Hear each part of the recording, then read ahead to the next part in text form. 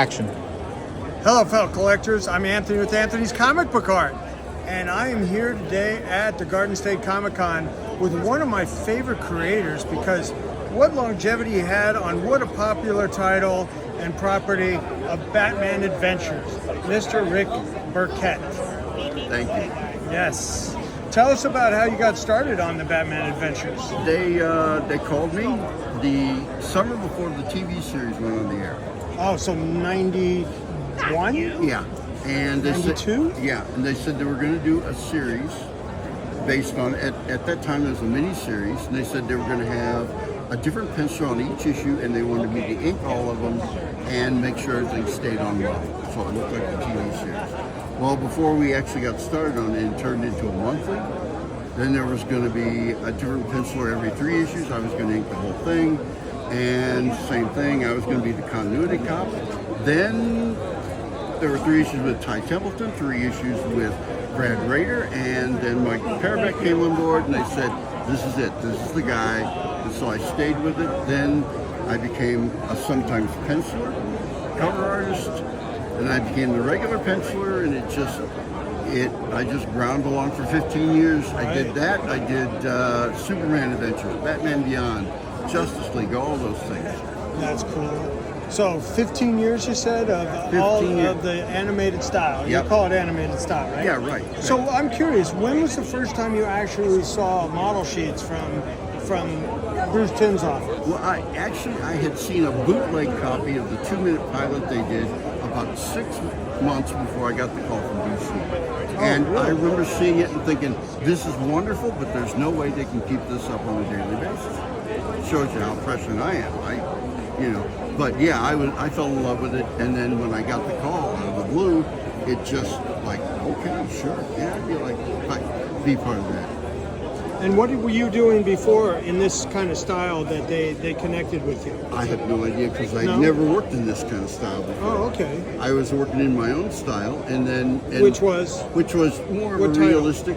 Oh well, I did Black Hawk, did the Black Hood. Oh, okay. I did. Those were the main penciling things I did. I'd been inking Dan Jurgens on Justice League.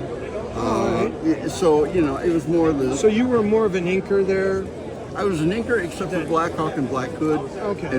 But I inked myself on those. Now was that was a kind of relaunch Black Hawk? Right. That was after Howard Chaykin's miniseries. Yeah, after his miniseries. We did Action Weekly, and then mid-'80s. Yeah. Right? We did Action Weekly, and then we did Black Hawk. Oh yeah, the Action book. Weekly backup stories, right? Yeah. I remember those. So I'm a comic dealer too, so I have all that stuff. Yeah. And I deal in that stuff. But this aesthetic, that grounded people's nostalgia, of the 90s kids that grew up there, and then the 2000s kids that grew up there, and then the parents that rewatch it with their kids. And for me, I watch like Justice League and Justice League Unlimited. I just watch them through and through all the time because it just relaxing, it helps me go to sleep, and in that way it calms me down. Yeah. So I'm nostalgic about it. It's what I call near nostalgia because I'm almost 60 years old, and this was the 90s. Well, that was 90s too, right? Justice League and Justice League Unlimited. Yeah. And so it's like 20, 30 years ago instead of like when I was 10. Yeah. But that was stuff I enjoyed at that time, and I know there's a lot of people that did as well. And then the crossover with the comic books, that did very well for you, right? Yeah. I mean, they're still in print, and in fact, this fall they're going to release a compendium of Batman Adventures, which will contain all the issues that we did. It's like 1,000 pages or something. Oh, really? And the books are still being sold overseas. They're being translated. They travel real well. Yeah.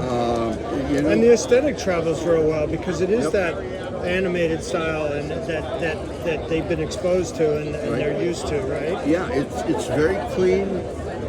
It's very clear. The storytelling is very clear. Everything looks like it's supposed to. Everything's been distilled down to its essence. Yeah. And it's what we like to call iconic artwork, because all of these designs are icons that stand for a character. Like this is interesting to me. I'd like to talk about this a little bit because it boils down to its essence. Yeah. You can barely tell me what the differences are in these three figures, but I know this is Bruce Wayne, that's Dick Grayson as Nightwing, right? Yeah. And then that's which Robin is that? Tim Drake. Tim Drake. Yeah. Okay. Yeah. But there they are. There they are. Distilled down to their essence, like you say. That's so cool. And it's, and even beyond that, you get into the design. Somebody with a jaw like that, they're strong. They've got a lot of power. Mm-hmm. Somebody who has a jaw like this and a bigger forehead is younger. It's a Yes. kid. Yeah. Those are all some of the storytelling. And he's right in between. He's right in between. Yeah. I love this page because of that, and I'm so glad we got a chance to talk about it a little bit. Yeah. It's all, everything serves the story. But it takes a real talent to, like you said, distill it down to just the necessities and essence by which to recognize it. Yeah. Yeah. And the thing Real is talent. everybody thinks it's easy to draw in this style, and nothing could be further from the truth. Because there's no place to hide in this I'm style. applauding it. It's like, because you've got a style with a lot of detail and everything in it, you're hiding a lot of mistakes many times. Oh yeah. This you can't. Just ask Bill Sienkiewicz. Yeah. No, I'm just teasing. No. But this is the essence of technical. Yeah. You have to be very technical to get this done. You do, and it's also the essence of storytelling. Because not only are you telling the story with where everybody is and what they're doing, but also just the design of the character. You're telling the story. Mm-hmm. Now, I always was amazed at comic book artists that were able to draw those faces and those expressions over and over and over again. Yeah. I mean, is that something that was a challenge for you, or that's You know what? The best training I had for comics, because I'm self-taught pretty much, is I had a week of mechanical drawing in high school in shop class. And it taught me how to draw a machine or a piece of machine from different angles, only having one angle to look at, which is basically what you do.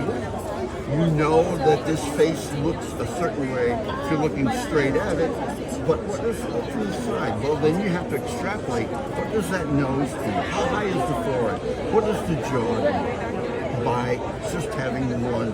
So if you look at the model sheets, you'll see they give you a front view, a back view, and a side view, and sometimes a 3/4. And from those, you have to extrapolate everything else. But it's broken down to the point where you can almost break it down into individual shapes. Work with those shapes. A sphere is going to look the same no matter how you look at it. A wedge is going to look different if it turns toward you. It becomes thinner and almost a straight line. So using that kind of theory. Oh, so you keep those shapes in mind with those different kinds of faces. Absolutely. Yeah. I understand. Yeah. The block jaw, the semi-block jaw, and the more feminine, or not feminine, but younger male. Softer. Softer, pointier. Yeah. So like Bruce Timm's original, I mean, even today, he still does stuff with that super pointy chin on females. Yeah. It's setting up a codification, basically. You set up a code. This means this means this, and you follow it. Interesting. That's so cool. And look at these chops you still have. Look at this. Look at the joy that he's bringing to a collector at this show. In 2023, when you started on this in, 93? Yeah. 93. Yeah. So that's 2003, 13. So 30 years. Yeah. 30 years you've been since we started, Yeah. So it's I found it really easy to do, and it was fun, but it kind of ruined my career in a way. Oh, you got typecast? Oh, absolutely. And there are only so many books drawn in that style. So so it was really not, never mind the fact that I worked for 15 years before I even started that, suddenly those 15 years evaporated and I became the Batman Adventures guy.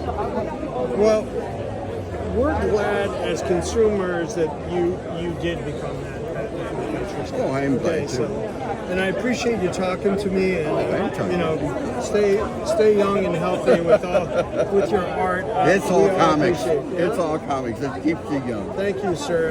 You bet. I'm Anthony with Anthony's Comic Book Art with Mr. Rick Burchett here at the Garden State Comic Con. If you come out to see him, check him out. Get a sketch. That's awesome.